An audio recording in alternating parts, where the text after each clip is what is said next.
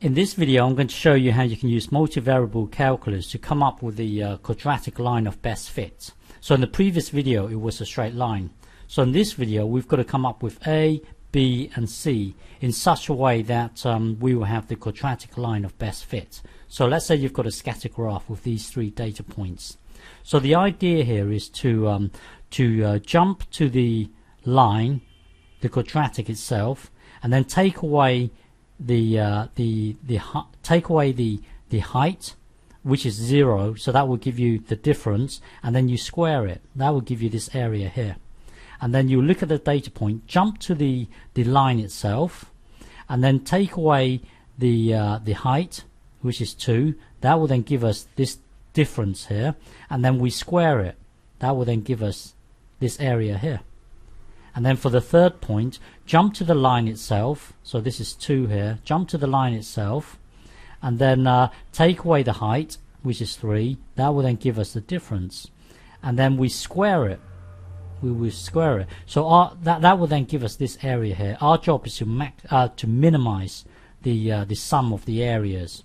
Okay, so that's the idea behind coming up with the quadratic line of best fit. So let's put it in motion. So jump to the quadratic itself. That would be here. Take away a height of 0. That would be here. And then we've got to square it. So that will then give us this area. But remember, we are evaluating it at x equals -2. So we've got to put -2 into the x. That will then give us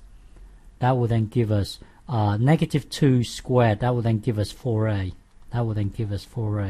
And then we've got to put the -2 into here.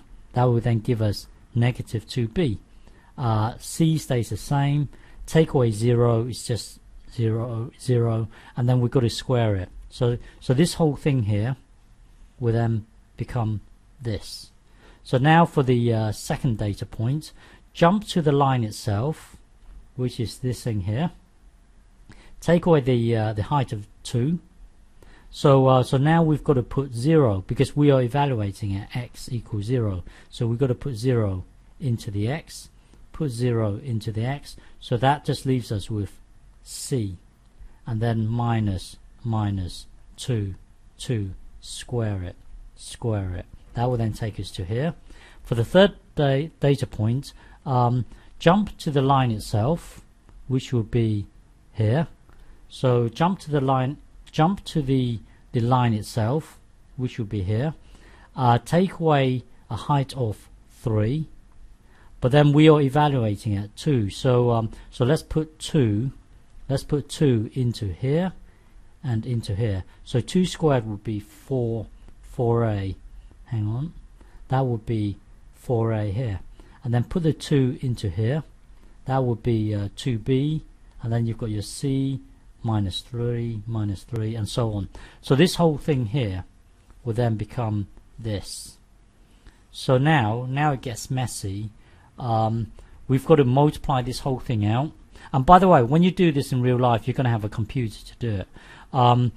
Let's multiply this whole thing out. So when you multiply this whole thing out, don't forget it would be this.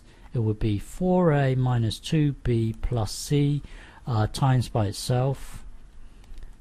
So that would be 16a squared, and then 8ab, -8ab, and then 4ac, and then multiply this out and so on. This thing here will then become this whole thing here, and then when you square this, it will then give you this, and then when you multiply this out, it will then give you this whole ugly thing here. Okay, so take my word for it. If you multiply, well, actually, don't take my word for it, but I think it's right. If you multiply this whole thing out here, it will then give you this thing here. Okay, and then if you tidy this whole thing up, it will then give you this thing here. So let's try and tidy this up. So you've got a squared here, and then you've got another 16a squared here. That will then give you 32. a squared. And then if you look at AB, you've got another AB here, and then any more ABs, you've got another AB here, you've got another AB here, and so on. If you tidy up this whole thing here, it will then give you this. Okay, so we've created a function in terms of A, B, and C, and then it then gives us this. So we've got to try and minimize the value of Z. We've got to minimize it. So for us to minimize it, we need to find the critical points. We will need to find the critical point. The critical point is you taking the partial derivative of this function with respect to A. So let's differentiate this. So differentiate this with respect to A, partially differentiate it with respect to A. That will then give us this. That will then partially differentiate it with respect to A. That will then give us 16C. And then you've got A here. So that would be negative 24. Now looking at this, take the partial derivative with respect to B now. So with respect to B, differentiate this. That will then give us 16B, and then you've got another B here. Differentiate this, negative 12.